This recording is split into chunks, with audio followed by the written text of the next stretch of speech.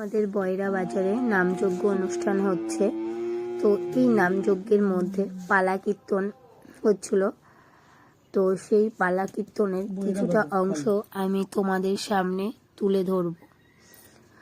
লালাবাবুর সাথে জগৎ শেঠের বন্ধুত্বর যে পরিচয়, সেইটার পালা কীর্তন করেছিল।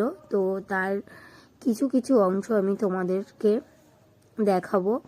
তো কিছুটা তো নিজের ভয়েসে ভিডিও করতে হয়, কারণ পরের ভিডিও তো দেয়া যায় না। সেই কারণে নিজের ভয়েসে আমি একটু ভিডিও তৈরি করে নিচ্ছি। তারপরে আমি খণ্ড খণ্ড করে এই ভিডিওগুলো তোমাদেরকে দেখাবো। তো আজকে প্রথম খণ্ডটা তোমাদের সামনে আমি তুলে ধরবো। তোমরা দেখবে ভিডিওটা পুরো, একটু স্কিপ করবে না। কেমন লাগলো সেটাও কিন্তু বলবে। আর তাহলে আমি এইভাবে খণ্ড খণ্ড করে তোমাদের সামনে সব আমি তুলে ধরবো। তো আমি তোমাদের সামনে তুলে ধরছি যে কি কি হয়েছে জগৎ শেঠের সাথে আর লালাবাবুর সাথে কি হয়েছিল। দুই বন্ধুর প্রচুর মিল, সেই মিলের সাথে লাস্ট পর্যন্ত কি হয় সেটাই তোমরা দেখবে।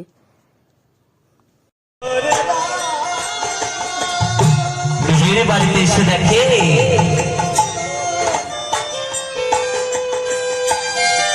তার সেই সোনার সিংহাসনে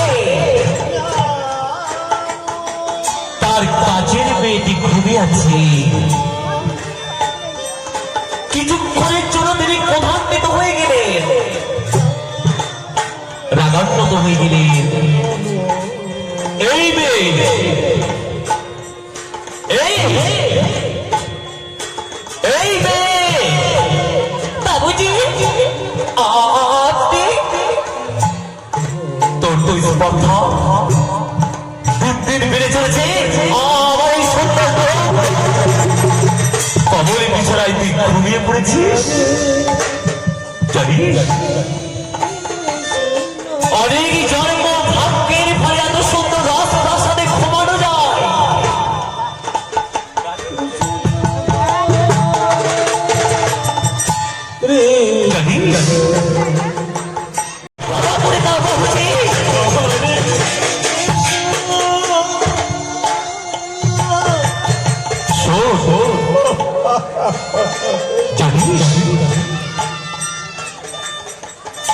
এই নরম কোমরে বিছানায় সবার জন্য তোমার হাজারো বেতার হাত তোকে আমি দিতে পারি বাবুজি।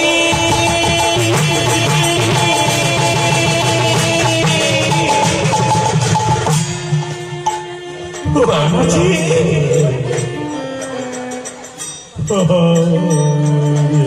আমি নাই হয়তো একটি মিনিটের জন্য কিংবা একটা ঘন্টার জন্য আপনার এই সোনার সিংহাসনে রাজপ্রাসাদে ঘুমিয়েছি।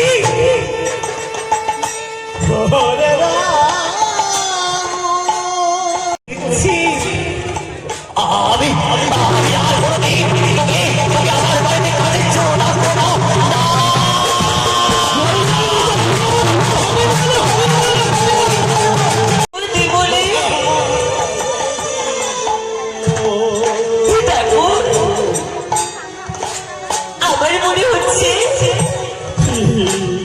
আমার পৃথিবী বাবাকে ডাকছে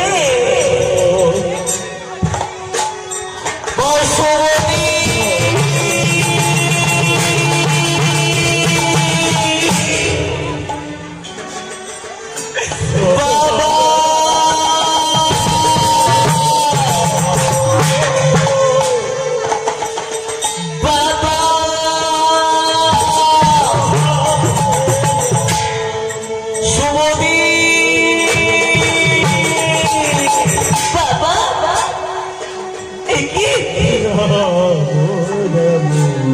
তুমি আমাকে ডাকছো বাবা?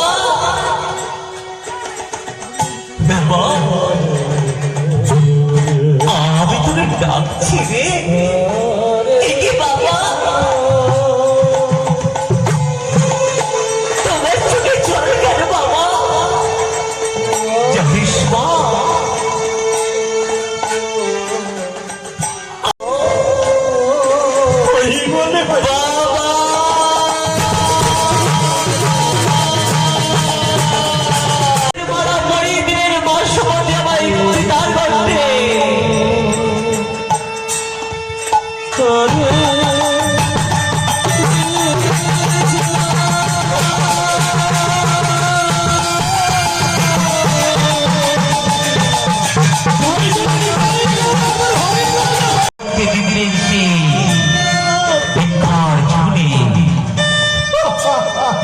লালা বাবা আমায় দাঁড়িয়ে পড়ে বলছে, রাম বাসুমতি,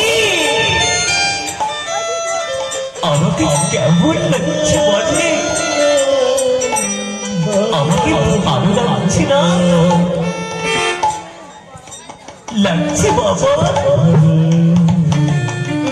তোমাকে কত সুন্দর অপরূপ লাগছে, কিন্তু আমার মনটা যে ব্যাকুল হয়ে যাচ্ছে, মনের ভিতরে ভেঙে যাচ্ছে বাবা। আমি যে সহ্য করতে পারছি না।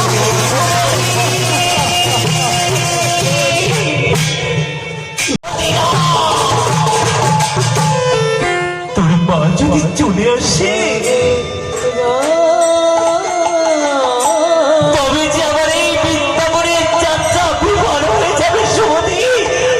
আমি আসি, বিদায় সুমতি।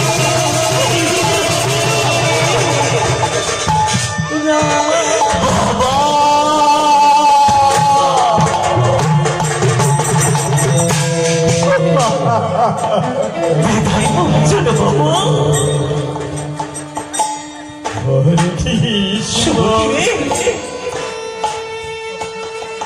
যাত্রাপথে তোর এই চোখের জলে আমার যাত্রাপথের পথে তুই পিছন করে দিস না রে মা। আমি যে চলতে পারবো না রে মা, আমি চলতে পারবো না। বুঝে পারছ না আঁখি থেকে সমস্ত অস্ত্রগুলো, আমি যে তোর অস্ত্রগুলো সহ্য করতে পারছি না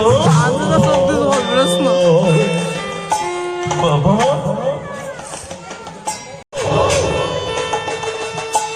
আমি তো একদিন ভগবানের সাক্ষাৎ দর্শন আমি করতে পারি বাবা।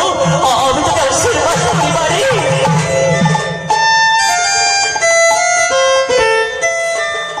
একদিন তুই সংসার পরিত্যাগ করবি, দেখবি সেদিন তোর কৃষ্ণ তোকে তোকে পথ দেখিয়ে দেবে মা। আমি তোকে আশীর্বাদ করি, সারাটা জীবন তুই সুখে থাকবি।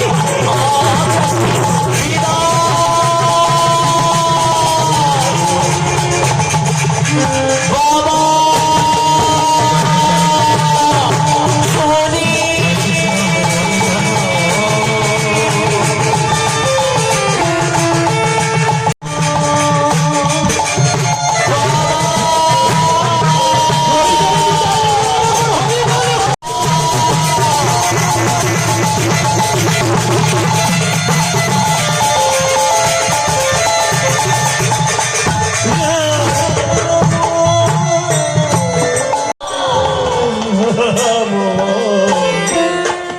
আমার বাবা যেখানে থাকুক, যেভাবে থাকুক বাবা,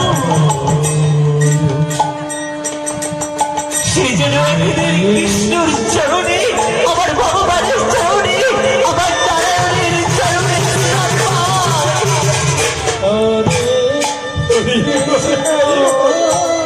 আমি তোমার কাছে এইটুক কৃপা ভিক্ষা চাইছি ঠাকুর।